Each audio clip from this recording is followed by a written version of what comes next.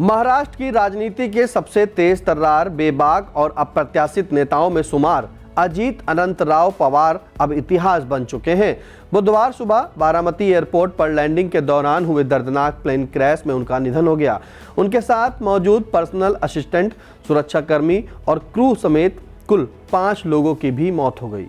66 वर्ष की उम्र में उनका जाना सिर्फ एक नेता का अंत नहीं, बल्कि महाराष्ट्र की उस सियासी कहानी का विराम है जिसमें बगावत, सत्ता, परिवार, वफादारी और विवाद सब कुछ शामिल था। नमस्कार, आप देख रहे हैं आई इंडिया और मैं हूं आपके साथ निशांत गुप्ता। आइए जानते हैं अजीत पवार के बारे में। 22 जुलाई 1959 को अहमदनगर जिले के देवलाली प्रवरा में जन्मे अजीत पवार राष्ट्रवादी कांग्रेस पार्टी के संस्थापक शरद पवार के बड़े भाई अनंतराव पवार के बेटे थे। पिता फिल्म जगत से जुड़े थे और वी शांताराम के राजकमल स्टूडियो में काम करते थे।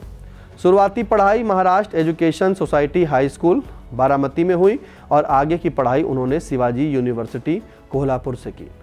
खुद अजीत कहा करते थे कि बचपन में वे अपने चाचा शरद पवार से डरते थे, लेकिन उन्हें हमेशा फादर फिगर की तरह मानते रहे। राजनीति में उनका पहला कदम 1982 में कोऑपरेटिव शुगर फैक्ट्री बोर्ड से पड़ा। 1991 में वे पुणे जिला सहकारी बैंक के अध्यक्ष बने और लंबे समय तक इस पद पर रहे। उसी साल बारामती से सांसद चुने गए, लेकिन चाचा शरद पवार के लिए सीट छोड़ दी, जिससे शरद केंद्र सरकार में रक्षा मंत्री बन सके। 1995 से वे बारामती से विधायक बनते रहे और 1999 में विलास राव देशमुख सरकार में सिंचाई मंत्री बने। समय के साथ अजीत को शरद पवार का राजनीतिक उत्तराधिकारी माने जाने लगा, लेकिन जब सुप्रिया सुले राजनीति में सक्रिय हुई तो उत्तराधिकार की राजनीति ने रिश्तों में दरार ला दी। जानकारों का मानना है कि शरद पवार जहां रणनीतिक चुप्पी के लिए जाने जाते थे, वहीं अजीत पवार साफ और तीखी बात करने वाले नेता थे। उनकी राजनीति का सबसे चर्चित मोड़ 22 नवंबर 2019 को आया। दरअसल नेहरू सेंटर की बैठक के दौरान एक फ़ोन कॉल के बाद वे वॉशरूम गए और लौटे तो चेहरा बदला हुआ था। अगली सुबह देवेंद्र फडणवीस मुख्यमंत्री और अजीत पवार डिप्टी सीएम के शपथ ले चुके थे। या रातों रात बगावत महाराष्ट्र की राजनीति में भूचाल बन गई। बाद में सुप्रिया सुले और मां प्रतिभा पवार के समझाने पर वे वापस लौटे और 80 घंटे में सरकार गिर गई। इसके बाद भी बगावत थमी नहीं। 2023 में उन्होंने 30 समर्थक विधायकों के साथ शिंदे सरकार ज्वाइन कर फिर डिप्टी सीएम पद की शपथ ली। इस दौरान छगन भुजबल समेत 9 विधायक मंत्री बने। 2024 में चुनाव आयोग ने एनसीपी का चुनाव चिन्ह घड़ी अजीत गुट को दे दिया, जबकि शरद पवार को तुरहा बजाता आदमी मिला।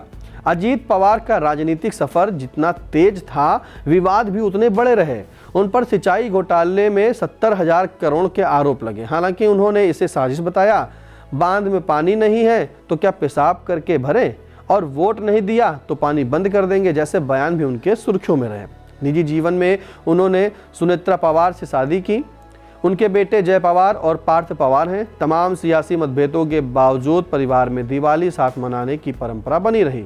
अजीत पवार सिर्फ एक राजनेता नहीं, बल्कि महाराष्ट्र की राजनीति का वह किरदार थे जिसने हर मोड़ पर अपनी अलग छाप छोड़ी। फैसले लेने में बेखौफ, बोलने में बेबाक और सत्ता की शतरंज में हमेशा अगली चाल सोचने वाला दादा ने दोस्त भी बनाए और विरोधी भी, लेकिन अनदेखा कोई नहीं कर सका। 6 बार डिप्टी सीएम की कुर्सी तक पहुंचने वाला यह सफर संघर्ष, बगावत और हिम्मत की मिसाल रहा। आज उनका जाना एक खालीपन छोड़ गया है। बारामती से मंत्रालय तक गूंजने वाली उनकी आवाज़ अब खामोश है, मगर उनकी सियासी कहानी, उनके फैसले और उनका दबंग अंदाज महाराष्ट्र की राजनीति में हमेशा याद किया जाएगा।